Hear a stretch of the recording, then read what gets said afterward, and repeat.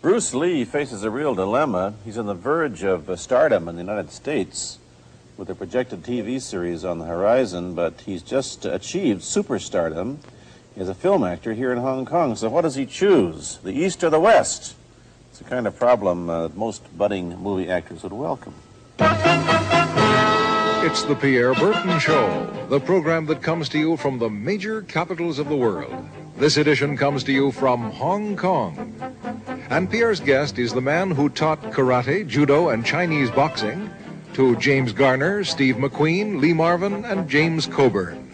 The newest Mandarin superstar, known in the West for his appearances in Batman, The Green Hornet, Ironside, and Longstreet.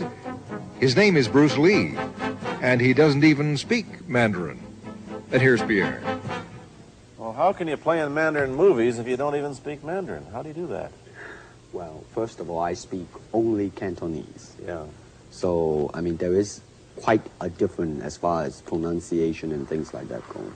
So somebody else's voice is used, right? Definitely, definitely. You just make the words. Doesn't that sound strange when you go to the movies, especially in Hong Kong, in your own town, and you see yourself with somebody else's voice? Well, not really, you see, because most of the Mandarin pictures done here are dubbed anyway. They're dubbed anyway? Anyway. I mean, disregard. I mean, they shoot without sound. So it doesn't, make any difference. Your lips never quite make the right words, do they? Yeah, well, that's where the difficulty lies, you see. I mean, in order to, because the Cantonese have a different way of saying things, different from the Mandarin. Yeah. So I have to find, like, something similar to that and keep a kind of a feeling going behind that. Something that matching the Mandarin deal. Like the Does old it sound silent complicated? Days. Like the old silent days. But I gather in the movies made here, the dialogue is pretty stilted anyway. Yeah, I agree with you. I mean, see, to me, a motion picture is motion. Yeah. I mean, you got to keep the dialogue down to the minimum. Did you look at many Mandarin movies before you started playing in the first one? Yes. What did you think of them when you saw them? Quality-wise, I mean, I have to admit that it's not quite up to the standard. However, it is growing, and it is getting higher and higher and going toward that standard, than what I would term quality. They say the secret of your success in that movie, The Big Boss, which was such a success here and rocketed you to stardom in Asia, was that you did your own fighting. As an expert in the various martial arts in China, what did you think of the fighting that you saw in the movies that you studied before you became a star? Well, I mean, definitely in the beginning, I had no intention or whatsoever that what I was practicing and what I'm still practicing now would lead to this to begin with. But martial art has a very, very deep meaning as far as my life is concerned, because as an actor, as a martial artist, as a human being, all these I have learned from martial art. Maybe for our audience who doesn't know what it means, you might explain exactly what you mean by martial art. Right. Martial art include all the combative arts like karate or karate, judo, Chinese kung fu or Chinese boxing, whatever you call it. All those.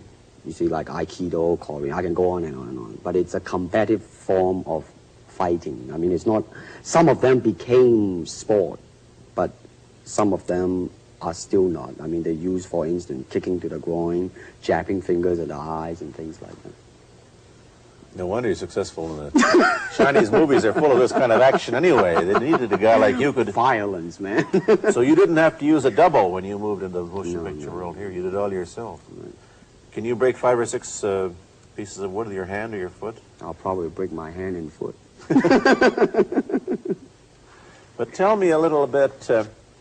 you set up a school in Hollywood, didn't you, for people like James Garner and Steve McQueen and the others? Yes. Why would they want to learn Chinese martial art? Because of a movie role?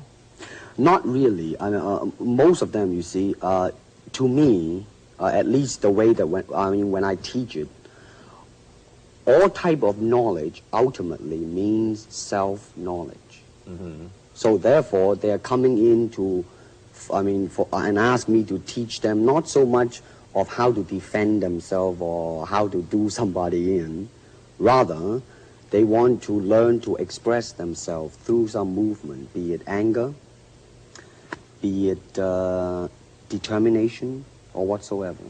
So in other words, what I'm saying, therefore, is that he is paying me to show him in combative form the art of expressing the human body. Which is acting, in a sense, isn't it?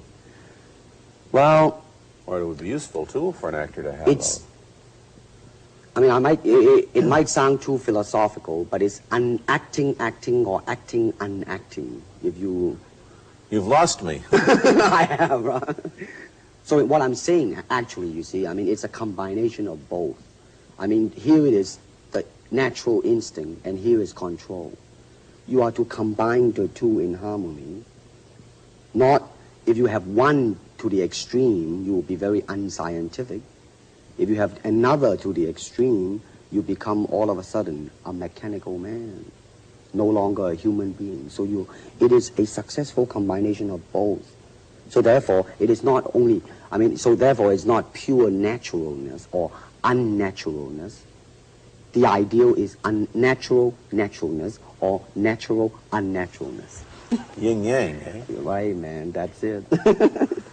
One of your students, James Coburn, played in a movie called Iron Man Flint, in which he used karate. Is that what he learned from you? He learned it after. Oh, after he played in Iron Man. Right, right.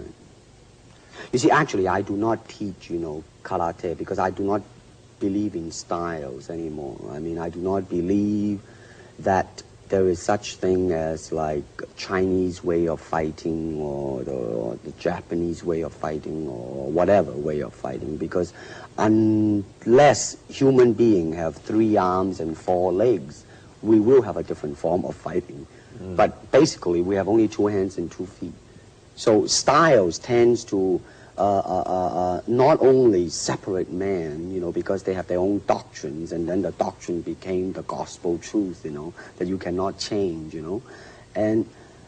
But if you do not have styles, if you just say, well, here I am, as a human being, how can I express myself totally and completely? Now, that way, you won't create a style, because style is a crystallization, that way, it's a process of continuing growth.